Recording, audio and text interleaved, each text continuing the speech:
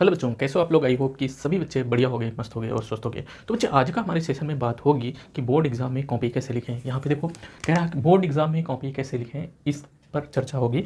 मतलब ये common question है, चाहे जिसको पता हो जिसको नहीं पता हो उसके दिमाग में ज़रूर चलता होगा कि हमें आपकी बार कॉपी कैसे लिखना है। जो हाई स्कूल एग्ज़ाम देकर आए हैं उनको तो थोड़ा पता है, और जो हाई स्कूल में हैं अभी उनके दिमाग में ये ज़रूर चल रहा होगा कि एग्ज़ाम में कॉपी कैसे लिखें, हमारा अच्छा नंबर आए या बेहतर नंबर आए, और या बेहतर नंबर करने के लिए हमें कॉपी कैसे लिखना चाहिए। तो आइए आज हम बात कर लेते हैं इसी पे। और इसमें और ढेर सारे क्वेश्चन हैं। अभी तो मैंने 5-7 क्वेश्चन जो लिखे हैं ये ही, और इसके अलावा भी जो क्वेश्चन इससे पुटअप होंगे उसको भी मैं यहाँ पे डिस्कस कर लेता हूँ। जैसे पहला आपके मन में आता होगा कि प्रश्न पत्र को अच्छी तरह से पढ़कर ही उत्तर देना चाहिए। क्या ये सही है? बिल्कुल। प्रश्न पत्र को पहले आप क्या करेंगे, प्रश्न पत्र को अच्छे तरीके से पढ़ेंगे। ऐसा नहीं है कि उसी तरीके से एक दूसरा प्रश्न दे दिया गया है तो, लेकिन उसका आंसर और इसका आंसर अलग अलग लिखना है। मतलब कि उसमें थोड़ा सा डिफरेंस है, इसमें थोड़ा सा डिफरेंस है। तो उन चीज़ों को ज़रूर आप अच्छे से एनालिसिस करिए कि हाँ किस वाले प्रश्न में कौन सी चीज़ें हमें लिखना चाहिए। तो आप अच्छी तरीके से इसलिए प्रश्न पत्र को अच्छी तरीके से पढ़िए। ये पहला काम आपका हो जाता है। पहला काम क्या हो जाता है, प्रश्न पत्र अच्छी तरीके से पढ़ें। और दूसरा काम क्या है, कॉपी में उत्तर अच्छी हैंड राइटिंग में लिखना चाहिए। बिल्कुल। जो कॉपी में है, कॉपी आप लिख रहे हैं उसमें जितना भी अच्छा हो सकता है उतना अच्छा आप लिखने की कोशिश करें। और कुछ बच्चों का होता है जिसे उनकी हैंड राइटिंग अच्छी नहीं है, तो उनके लिए क्या है, वो क्या करें, थोड़ा से स्पेस बना के जब लिखेगा तो जिसमें देखने में अच्छा लगेगा। और यही है कि आप हैंड राइटिंग आपकी अच्छी नहीं है तो आप ऐसा कुछ कर सकते हैं जिससे कि आपको थोड़ा सा अट्रैक्टिव लगे, मतलब अच्छा देखने के लगे। बस एग्जामिनर को क्या करना चाहिए, लगना चाहिए, अच्छा लगना चाहिए, आपकी कॉपी अच्छी लगनी चाहिए। तो ये क्या होना चाहिए, कॉपी में उत्तर अच्छी हैंड राइटिंग में लिखें। हैंड राइटिंग वाली बात हो गई। और इम्पॉर्टेंट पॉइंट को अंडरलाइन ज़रूर करें। तो इम्पॉर्टेंट जो पॉइंट हैं आप जो प्रश्न की दृष्टि से जो आंसर दे रहे हैं उसमें जो इंपॉर्टेंट चीज़ें होती हैं उसके नीचे ऐसे ब्लैक पेन से ऐसे क्या कर दें, अंडरलाइन कर दें। या आप क्या कर सकते हैं, कुछ जैसे शब्द होते हैं वो क्या होते हैं, इंपॉर्टेंट होते हैं, उसको ब्लैक पेन से भी लिख सकते हैं।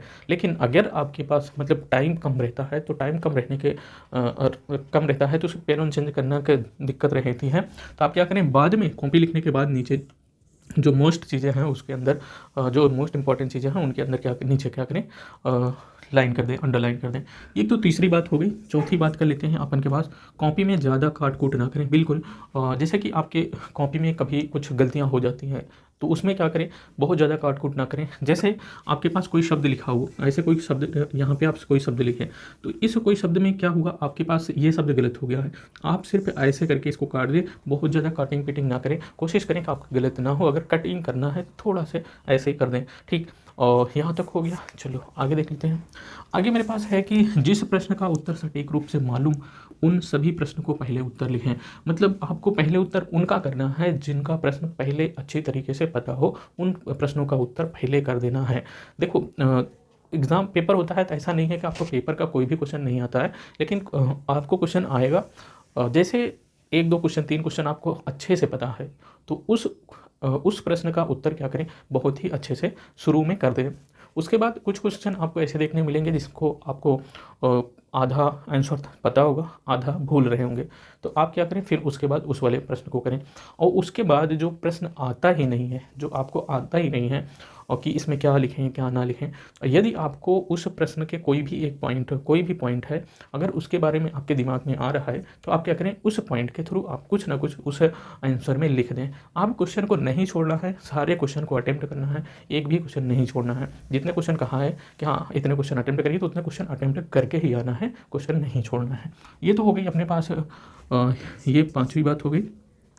छठवीं बात में आता है कि लाल या हरे पेन का इस्तेमाल कभी भी ना करें। देखो कॉपी को अट्रैक्टिव बनाने के लिए कुछ बच्चे क्या करते हैं, लाल हरी पेन का इस्तेमाल कर देते हैं। और जैसे मैंने तो देखा है, नोट्स बनाते समय लाल हरी पेन का इस्तेमाल कर देते हैं। उस समय तो ठीक है, लेकिन आप ये मत अप्लाई करिएगा कहाँ पे, एग्ज़ाम में लाल और हरी पेन को नहीं, यहाँ देखो लाल और हरी पेन का यूज़ मत करिएगा, नहीं तो आपके नंबर कट जाएंगे, बहुत ही बुरी कॉपी आपकी हो जाएगी। तो लाल और हरी पेन का इस्तेमाल ना करिए। लाल पेन का इस्तेमाल सिर्फ एग्जामिनर करता है, इसलिए आप नहीं करना। तो लाल पेन और हरी पेन का इस्तेमाल नहीं करना। ब्लैक पेन जो होती है, ब्लैक पेन का इस्तेमाल करना। जहाँ भी इंपॉर्टेंट चीज़ें हैं उसको अंडरलाइन करने के लिए सिर्फ ब्लैक पेन का या ब्लैक स्केच का इस्तेमाल करना। स्केच और भी अच्छा होता है, ठीक है। चलो ये हो गया 6 छठवां पॉइंट। 7वां पॉइंट की बात करें, अनिवार्य चित्र जरूर बनाएं। अगर जिस सब्जेक्ट में आपको चित्र बनाने को है उसमें चित्र को अपने अच्छे तरीके से तैयार करें, जो इंपॉर्टेंट चित्र हैं, ठीक। तो बायोलॉजी में ये सारी चीज़ें ज़्यादा आपको देखने को मिलेंगी, तो बायो से ही चित्र आपको बनाने को देखने को मिलेगा। तो उसमें क्या करिए, जो कह रहा है, जिस टॉपिक को आप लिख रहे हैं बायोलॉजी में, उसका ज़रूर फिगर बनाएं, और उसका फिगर बनाने से आपका नंबर बढ़ ही जाएंगे, कम नहीं होंगे। तो क्या करना है, जो आवश्यक चीज़ें हैं, आवश्यक चीज़ों का ज़रूर क्या करें, चित्र बनाएं। तो ये हो गया आपका, थोड़ा सा आपको एनालिसिस हुआ होगा कि हाँ आपको एग्ज़ाम में कैसे करना है, को थोड़ा सा रिव्यू हो गया होगा। अब आपका कोई क्वेश्चन है तो नीचे कमेंट बॉक्स में अपना क्वेश्चन ज़रूर पूछिए, और आपके क्वेश्चन का ज़रूर रिप्लाई दिया जाएगा। तो चलिए इस वीडियो को यहीं पे ख़त्म करते हैं, अगले वीडियो में फिर मिलेंगे, तब तक के लिए जय हिंद।